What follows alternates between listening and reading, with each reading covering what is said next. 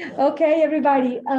Thank you so much for coming to this event entitled Race, Interculturalism and Peacebuilding, a discussion on the US and Africa. This seminar series has been organized by the Archbishop Desmond Tutu Center for War and Peace Studies and the Andrew Wall Center for the Study of African and Asian Christianity. We got two really great speakers today, corners of the world. So I'm really, it's an honor to have you both. We have Myra Ann Houser, who's Associate Professor and Chair in the Department of History at Ouachita Baptist University. And we have also Dr. Abraham Naganga, who's coordinator of the Andrew Wall Center for the Study of African and Asian Christianity at Liverpool University. And Abraham is also at the Akrofi Christala Institute of Theology, Mission and Culture in Accra, Ghana, and at the Leeds University Center for African Studies and Leeds Arts Humanities Research Institute. So thank you so much to both of you for sharing with us today. Perhaps we can start with Myra. Thank you, Myra, for being with us. Well, thank you all so much for being here. Can everyone hear okay?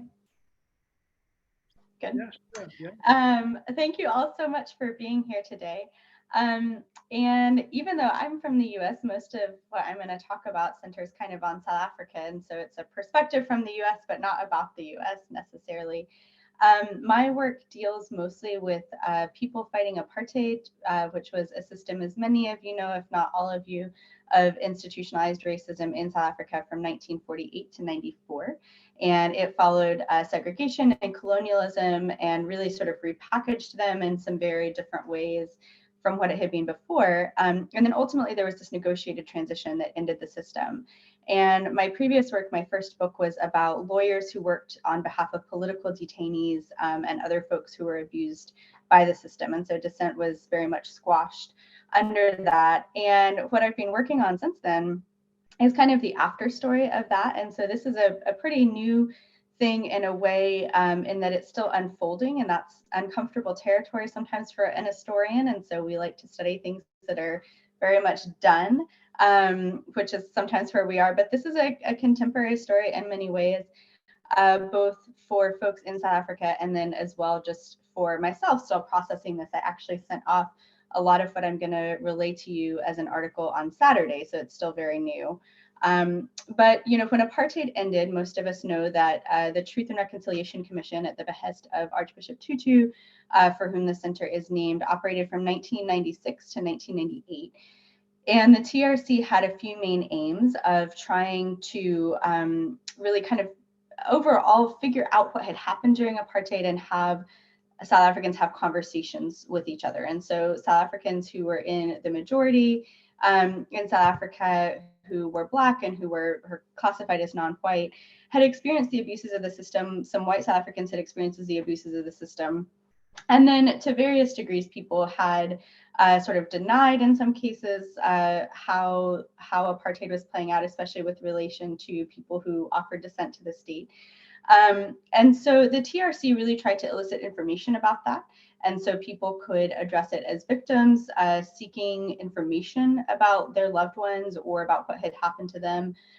They could address it as perpetrators who were seeking amnesty, and there were amnesty hearings for people whose crimes were deemed to be politically motivated. And so if someone was politically motivated, it was believed in their killing, then they could not be prosecuted. If they, you know, provided full information, cooperated with the TRC, and were found to be in that space. And then there were restitution hearings as well. And so there was an opportunity for a small amount of financial compensation, which a small number of people received, not very many. And the TRC really, for a lot of folks, was very traumatic in a number of ways. One is just the learning of information. And so people got terrible details about things that happened to their loved ones, or the background of what had happened to them in some cases. People who had not experienced awful things saw those firsthand, either as direct witnesses or on television. And so TRC hearings were held all over the country, and they were televised on several SABC networks, the national broadcasting networks, and so people saw those as well. And then finally, really kind of what we're talking about today is there was a bit of unfinished business that a lot of people felt that the TRC had.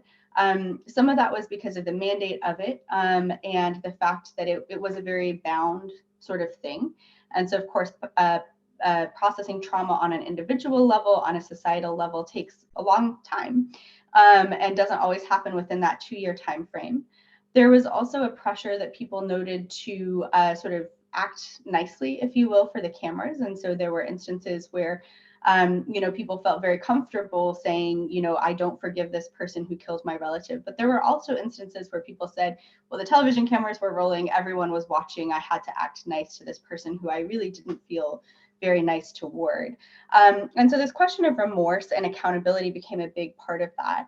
And for the African National Congress that came to power at the end of apartheid and was the major liberation movement during it, it was a bit of a practical thing. So this practical forgiveness that the TRC was able to offer allowed the ANC to, address issues and address what had happened during apartheid, but to not have to use the newly remodeled sort of judiciary to engage in large-scale prosecution that it deemed kind of unwieldy and that would take a lot of time and would open up wounds in a lot of ways. And so it was a good faith effort, I think, on the part of Archbishop Tutu and the part of other leaders to find a way to acknowledge the horrors of apartheid and to work with them, but to kind of move forward.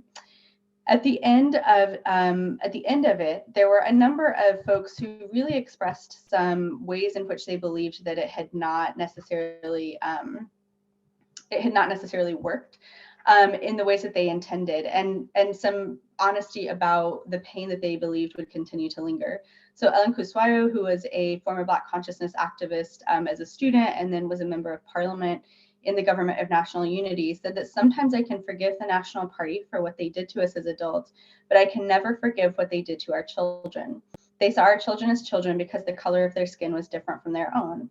They turned our children into animals, and I feel I will go to my grave with that pain in my heart.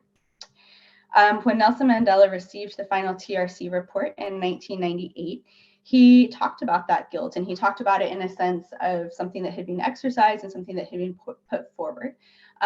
He said when he received the final report that as we observe this stage of the TRC process, we should pay tribute to the 20,000 men and women who relived their pain and loss in order to share it with us. The hundreds who dared to open the wounds of guilt so as to exorcise it from the nation's body politic. Indeed, the millions who make up the South African people and who made it happen so that we could indeed become a South African nation. People who look in at the TRC and who study this question of, what happened in the aftermath, how effective it was, tend to be very bifurcated in a lot of ways. And so people will argue that either this elided problems and it didn't work, or that it worked very, very well. And I tend to be sort of in a middle camp, arguing that the TRC left a lot of unfinished business, although I think it was probably one of the best efforts that could be offered at the time. One of the things that became a legacy of the TRC, but that a lot of people did not widely know, including a lot of South Africans until just a few years ago, was that it left in its wake something called the NPA, the National Prosecuting Authority. And the NPA had the ability to prosecute crimes that were committed under apartheid, but where people who committed those crimes did not testify at hearings and did not seek amnesty. And so amnesty was not a blanket thing. It had to be awarded to people who sought it and who cooperated fully. And what I've been looking at mostly in this article is kind of the aftermath of that, because in recent years, the NPA has taken up 2 cases related to deaths in detention. And I'll tell you a little bit about the cases and then a little bit about kind of the aftermath and how that is working out. The first of those regards a young man named Neil Agate. And Agate was a medical doctor. He was a white South African. He grew up in kind of a pretty typical white South African childhood in many ways. His parents had voted for the National Party that implemented apartheid. They had actually moved to South Africa from Kenya. I think Abraham's in Nairobi right now. They had moved from Kenya because they didn't want to live under a Black-led government. So they had very different politics than their son, who, when he went to university, really entered the liberation movement. He was a worker with the Food and Allied Workers Union and was arrested with his girlfriend in late 1981. In 1982, on February 5th, he went to the head of the special branch at the place where he was detained at John Forster, and complained that he was being tortured. And the other detainees were being tortured as well. He'd been in detention for 70 days at that point. A few hours later that day, he was found hanging from his cell by a kikoi. And the inquest that took place into his investigation determined that he had died by a suicide, which was a pretty common determination for death and detention inquests under apartheid. A lot of detainee deaths were sort of framed as suicides or accidents.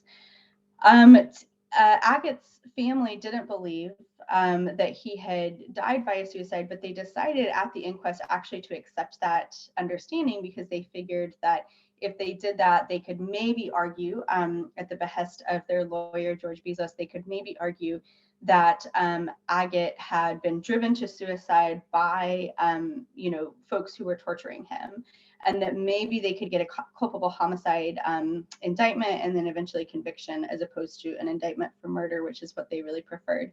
And ultimately, it was found during the inquest that no individual other than Agate was responsible for his death. The second case deals with Ahmed Timol. Timol was an Indian activist. He had just returned actually from the UK, where he had been studying. When he was arrested and detained as well, he worked with the Communist Party and then with the ANC as well. And he was alleged to have jumped from a 10th floor window, also at actually in Pretoria as well. And his death at the inquest was also ruled a suicide. Both of these families, in various ways following the TRC, had kept sort of pushing for prosecution, and had argued that the TRC really didn't address their loved ones' deaths to their satisfaction. The officers who were with them at the time of their deaths or who discovered them refused to testify at the TRC and therefore were not eligible for amnesty. And so the Agate family in 2013 brought a civil case against officers Cronwright and Whitehead, who they alleged had tortured Agate.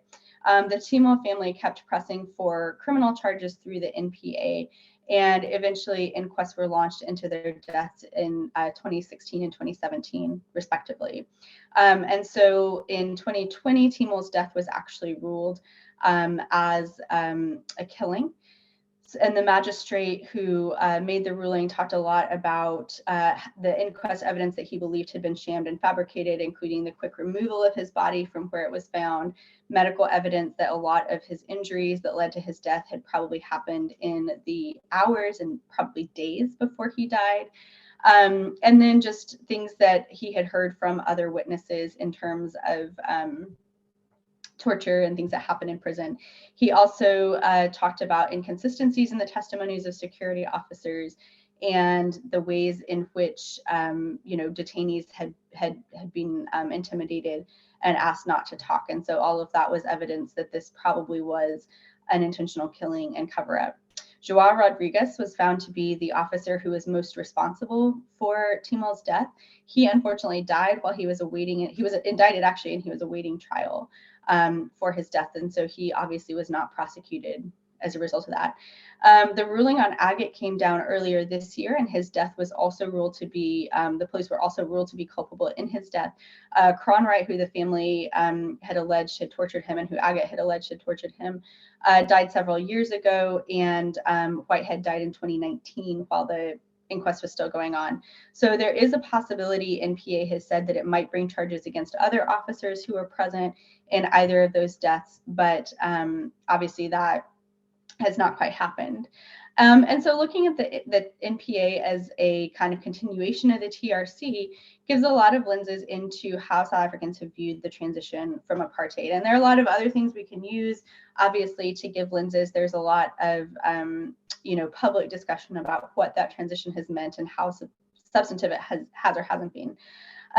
But one of the things that the trials sort of have done is they've raised a lot of questions about continuities in legal systems and legal treatment of people under apartheid and then today. One of the main critiques of the TRC is the fact that it was limited to addressing what were called gross human rights violations. And so certainly those need to be addressed, but it didn't necessarily address the apartheid system in any meaningful way. And it addressed people who were deemed to be outliers in the system. So people who tortured and killed folks were deemed to be kind of outliers. And the NPA really hasn't done a lot to change that in the ways that it has prosecuted folks. Additionally, a critique of the TRC has been that it was very male-centered. It investigated the deaths of only 5 women, and that it really sort of centered on people who had the privilege and ability to be able to tell their stories and to hear those be told. And so the fact that the 2 prosecutions that have taken place in 25 years have been those addressing the death of a white man and an Indian man doesn't do a lot necessarily to allay those concerns. There is an argument that folks have made within the ANC and within sort of political circles generally, that this is actually an effective sort of political answer, because there is in South Africa, as there is in most of the world right now, a growing white nationalism, nostalgia for apartheid, and so very publicly saying, you know, here are some victims of apartheid who look like folks who are expressing, you know, nostalgia for apartheid is maybe useful in that sense. But the Agate family and the Timol family do have resources and time and, again, political capital and social capital to believe that they will be understood and believed in their stories. And so that's an important component of this as well, the fact that that enabled them to keep pushing and sort of keep on this. Ultimately, the families have expressed some amount of satisfaction. There's also been some dissatisfaction with the amount of time this took. You know, apartheid ended nearly 30 years ago. It will be 30 years next year. And the TRC finished its work about 25 years ago. And so that's a pretty long time to go through a prosecution. And it's less politically risky now in some ways to prosecute folks or to find folks culpable after they've died or while they're dying than it would be to have to prosecute real living people. And that's an important component of this as well, in that nobody really has been prosecuted. And in fact, lawyers for the NPA have argued that the TRC amnesty maybe went a step too far and was a violation perhaps of the Rome Statute of the International Criminal Court in terms of holding people responsible for human rights violations and crimes against humanity that they had perpetuated. And so ultimately, these trials have not really done that in a way. The inquests have publicly declared that folks died at the hands of police, and that's been something that family statements have expressed some comfort in and some relief, but they have not done a lot in terms of prosecution. And that's been kind of a slippery, tricky thing as well. Apartheid obviously was a really heinous, violent system. And during the 1980s and 90s, where there was a lot of widespread violence, even on the part of sort of ordinary citizens, it is a little bit disconcerting for a lot of people to think that prosecution on a wide scale or even a small scale could take place. At the same time, there are folks, or additionally, I guess there are folks who, you know, see prosecution as something that's not going to be rehabilitative and not going to provide a measure of restorative justice that folks argue is needed in the country. But there are people who feel that that lack of prosecution sort of represents a lack of political will to be able to address apartheid. And so all that has played out really in the sort of post-reporting on the trials. There is a movement right now to try to get folks to move forward with prosecuting some of the people who were found guilty in Agate's death, even though they were not the main people, so they would be kind of accessories. And then all of this, of course, takes place, unfortunately, in the backdrop of the COVID-19 pandemic. And so there was one judgment, like I said, in 2020, one in 2022. And South Africa, like every country in the world, is trying to recover from the pandemic and from the various ways in which that has affected people emotionally, physically, mentally, financially. And so, you know, using resources to, you know, think about this other atrocity 30 years ago has been something that's been kind of contentious as well. And so there are folks who have wanted very much to focus on the present moment and on rebuilding post-COVID. And there are folks who have wanted to, you know, kind of find these answers here. And so all in all, I think these continue to continue obviously to develop and to sort of elicit a lot of emotion, certainly, but a lot of different schools of thought on how dealing with race and interculturalism and these ideas of a post-apartheid society have worked for better and for worse. And like I said, there's not a way in which I see that as particularly positive entirely or entirely negative. I tend to be a little bit more in the middle and thinking that this is a very problematic in some ways way to move forward, but sometimes a best that folks can do type of approach. And so I think in terms of the legacies of Archbishop Tutu, the legacies of the TRC, that's something that I think these future possible prosecutions or dealing with deaths that the TRC had heard of and dealt with is going to be a way of I think thinking about his legacy as we move forward. And of course, there will be a lot of folks describing what they think that should have been, or kind of how that comments on his ideas of forgiveness and reconciliation and what's necessary in order to have those. So thank you very much for listening, and I'm keen to hear now from Abraham. Myra, thank you so much. We'll be really curious, perhaps, in the discussions about, transcontinental implications of this, and a bit about the US. That'll be amazing. But we leave it for the Q&A. Okay, Abraham, welcome. Thank you. Yeah, thanks, Catalina, and thanks, Myra, for that fascinating presentation. I might refer to one or two things you've said, just from the fact that we spent some time during our studies in South Africa, and I've identified several of the things that you've said to still constitute a reality, an ongoing reality, long after quote unquote independence or abolishment of the apartheid regime. And some of those concerns too have shaped my own thinking, having spent time there and having been considered a foreigner, even though as an African, in many ways, not even identifying with fellow Black Africans in South Africa. So the problem is actually deeper in terms of the realities of relationships and interaction, human interaction, beyond race. It boils down to something more subtle, more, I would even say, dehumanizing in terms of how we relate to one another. Having been informed by various criteria or various suppositions. In my case, I would describe them as worldviews, which I'll speak about in this presentation. Well, I'm in Kenya, as it happens, and I'm quite, I spoke to my wife, Claire, in the UK, and she was very jealous when I was talking about the weather, the lovely food, the lovely people, and all that. And I'm here at the Pan-African Christian University with the intention to promote partnership. In fact, not just promote, but also put down to reality the things that we've been speaking about over several months, maybe even years, in terms of my relationship with some colleagues here, about the need to collaborate, the need to partner widely in the things that we are about at the Andrew Wall Center and also Liverpool Hope University. Also in connection with a sister school, a fellow institution in Ghana, the Akrofi Crystal Institute, which is my alma mater. I studied there, which is in West Africa.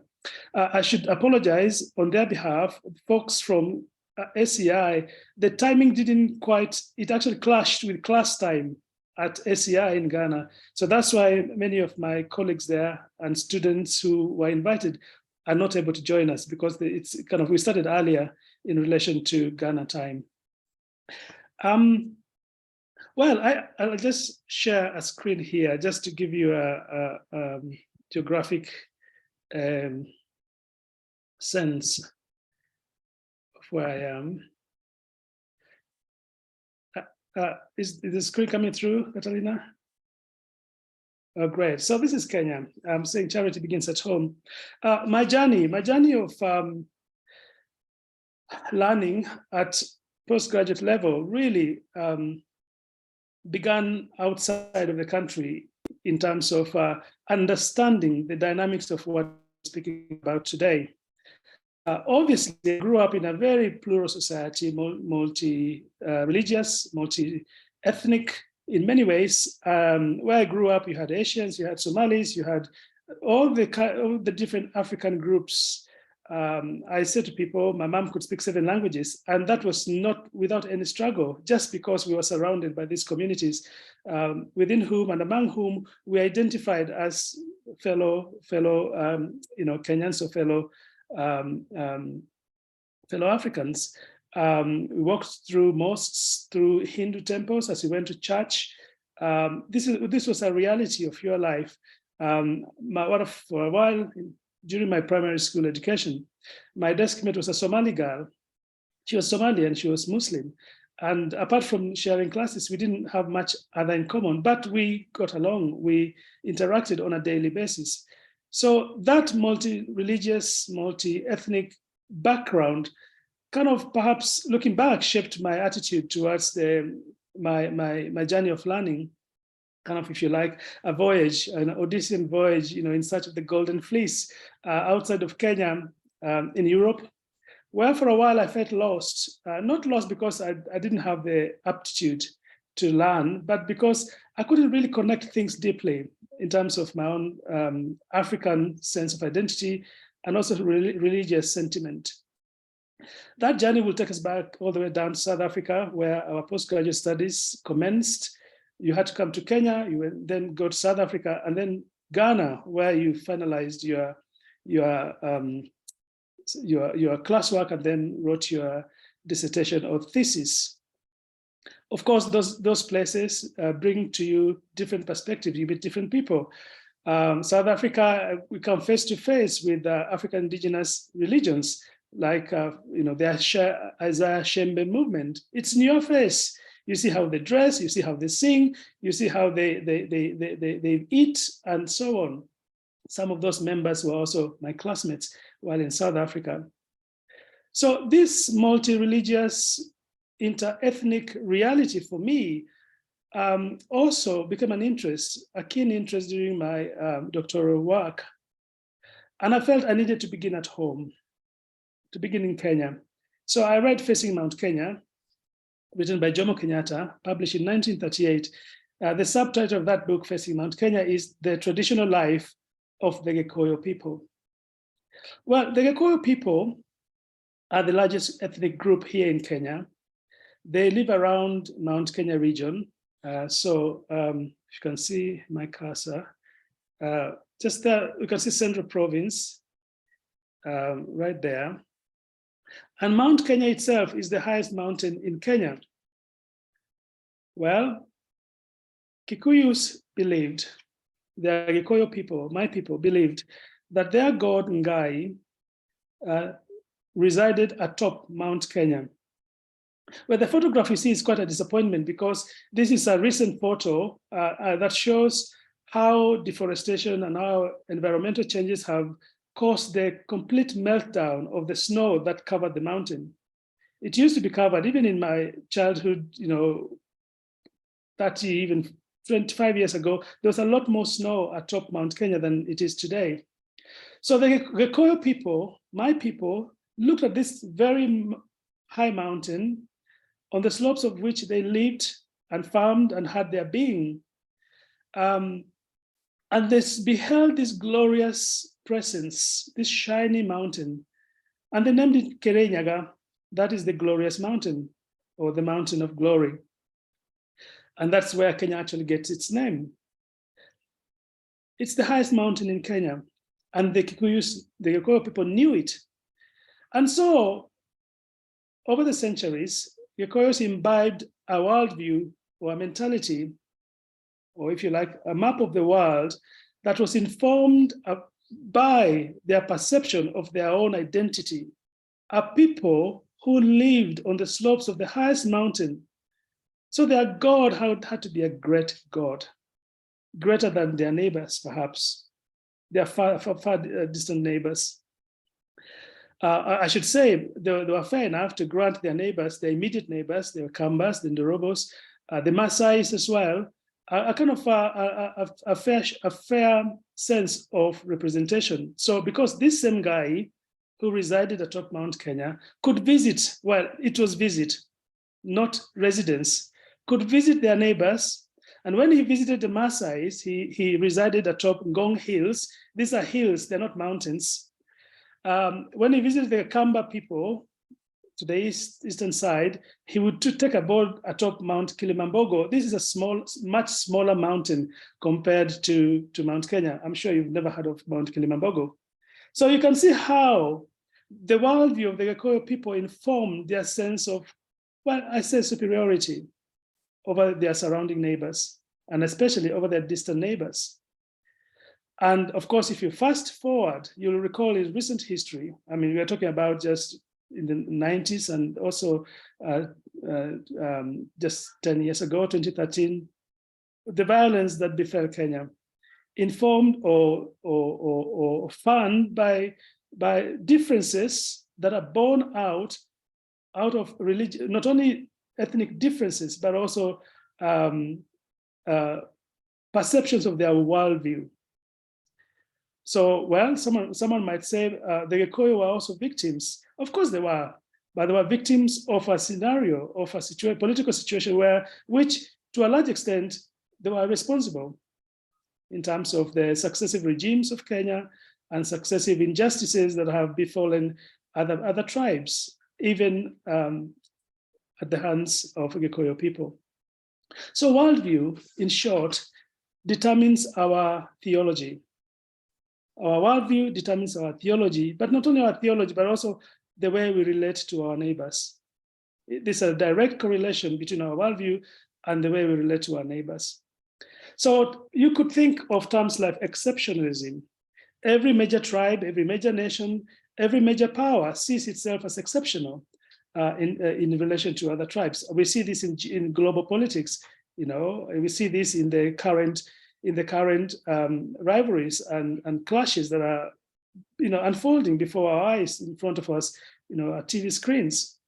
It's informed by exceptionalisms, and I'm not speaking particularly about one particular nation. It's all nations. In fact, we have to say that all human societies have this tendency. Whether you're American, whether you are Gikuyu, whether you are Russian, whether you are Chinese, as long as you identify yourself as a human being, you are subjected to this, what to me as a Christian would see as a fallenness that informs our cultural pride, our sense of superiority over the others, and sometimes informed only by physical realities, or sometimes by, if we don't have a mountain like the Gikuyus do, we would create a mountain in another form. Military might, economic might,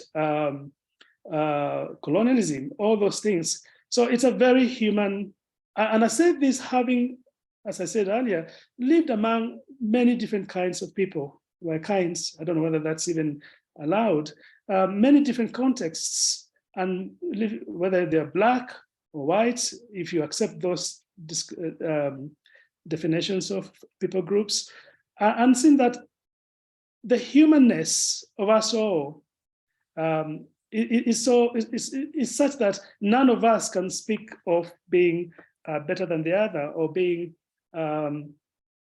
more redeemed in terms of their relationship or self-perception. Well, you have to consider African ontology when it comes to this discourse. I think it is John Beattie, the pioneering modern African theologian, who helped us to understand what ontology entails, especially seen from an African point of view. We are speaking about the map of the world of our people.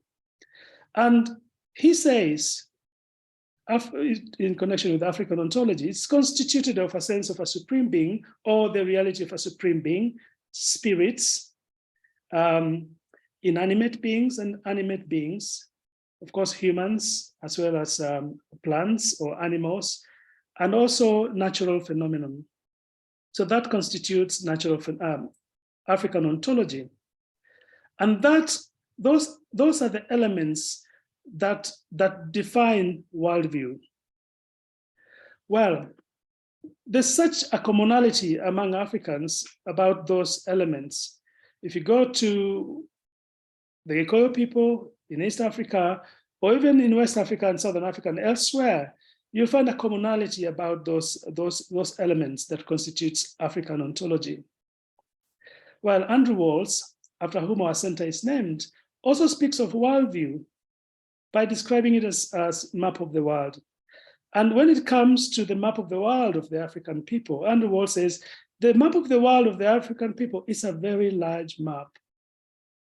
Because in Ghanaian pidgin parlance, everything there inside, the spirits, the natural forces, animate powers, inanimate powers, plants, animals, all infused with this kind of powers and interrelationships, witchcraft, powers to do certain things that are extraordinary, supernatural, bestowed to certain individuals. It's a very large map. Well, the map of the world of the Western world, or Westerners, Andrew Walls says, is a small map because it's shrunk. And the reason it's shrunk is because many of those elements that we've described or identified in the African world have been jettisoned, thrown overboard, found to be inessential, found to be primitive, found to be unnecessary, unneeded in this modern world. And science, of course, has been elevated. It reigns supreme in many instances. Well, I make that comparison to say that even though our people, the Gikuyu people, and what I'm speaking about is identifiable in other communities, in other societies, what constitutes their sense of identity or pride, or what informs their relationships, there are many elements that are common even among their neighbors. And herein we can speak of an ironic potential to the extent that we can even argue that the traditional gods, strictly speaking, were actually not tribal gods. If you really are fair in your assessment of them. So take the Gikuyu god, for instance, as I said, they could visit the neighbors. Now, the reason why the Gikuyus and their neighbors are identified with Ngai, by the way, the Gikuyus, the Maasais, the Ndorobos, the Wakambas, their names for God, all of them is Ngai. They pronounce it differently. We say Ngai, others say Ngai or Ngai. It's the same thing. But if you went further afield, and I've made a comparison of this in looking at Mount Kilimanjaro, which is to the right of your image. Well, Mount Kilimanjaro is located just about 500 kilometers south of Mount Kenya. Well, if you stood on the slopes of Mount Kenya, you will not see Mount Kilimanjaro. Obviously, there are obstacles in the way. But suppose you could see Mount Kilimanjaro from Central Province. What would happen to you as a Gikuyu person? Well, I have had this privilege, and I've shared this with others, of flying between Nairobi and Mombasa. If you did that, and it's a very exciting journey, you would see Mount Kenya to your left for a while. What I didn't know, and nobody had said to me, in fact, I don't hear people say, but struck me, was at one moment, just before you lost sight of Mount Kenya on your left, if you looked to the right, you'll actually see Mount Kilimanjaro. And for about a minute and a half, it's really that fleeting. For about a minute and a half, you'll behold both mountains at the same time. Well, the Gikuyu people could not see both mountains, in fact, the other mountain at all. So they couldn't gain that advantage of seeing two mountains at the same time. If they had, and I have to tell you that Mount Kilimanjaro is a much more majestic mountain. It stands high and tall. If you flew on a cloudy day, you lose sight of Mount Kenya very quickly. But you will never lose sight of Mount Kilimanjaro. Why? Mount Kilimanjaro stood head and shoulders above the clouds. Mount Kilimanjaro is a contemporary of the heavenly bodies. Well, permits my own sense of wonder there. and you'd behold it. It's a much more glorious mountain. So in the Gikuyu is called Mount Kenya Kirinyaga, the glorious mountain. Well, if they saw Mount Kilimanjaro, I wonder what they would have called it. And I wonder what they would have thought about the God who resided atop Mount Kilimanjaro. One thing is for certain, their sense of superiority would have been checked, at least relativized. Their attitude towards other people would have been revised. They would have had to revise that. Why? Worldviews inform our theology, and our theology inform our relationship with fellow mankind. So I wish they had that sense. And I wish this reality, this sense of comparative analysis between religious worldview and how we come to that could be availed to my people or people wherever they are, whatever constitutes their mountains. Because you see, this sense of superiority to a large extent fuels the conflicts that we see, that we come across, whether it's interpersonal, whether it's international, whether it's inter-ethnic, whatever it is the sense of superiority, or the sense of cultural pride, or the sense of ridiculing of others that brings about to that point of conflict. If you permit me, I just put on my light, it's gone dark.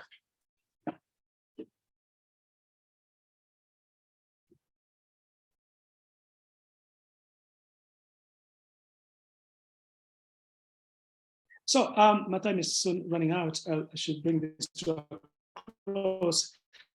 So I would like to conclude by saying that my journey of learning, my journey of studies, but also relationships and marriage cross-culturally, interracially, if you like, has been a journey of discovery about my humanity and the humanity of other people, and the strengths and the vulnerabilities that we all imbibe as a result of who we are or how we identify ourselves. Many of those elements that help us or drive us to see ourselves the way we do are really temporal items, temporal elements. They're just physical entities. The reality of humanness is so much deeper. And in terms of concern for peace or for intercultural relations, I think there is need for us at whatever level of engagement, whatever discipline we are involved in, to be very conscious of the things that are elevated as defining whether elements or moments in history or features, and actually seeing them for what they are, debunking them if they are established on faulty ground, on shaky ground, or on false assumptions, but also reaching out to others. It is Jomo Kenyatta who says the attitude that ought to define human beings who participate in a world culture is the spirit of give and take. We have so much to learn from others, so much to receive from others. We are richer and stronger with the others, not without the others. So in our quest for intercultural relations, in our quest for peace, in our quest for cultural and whether it's cultural, religious, or whatever understanding, I think we need to step back and interrogate our assumptions wherever we come from. May I end here? Perhaps you can speak more during the interactions. Thank you.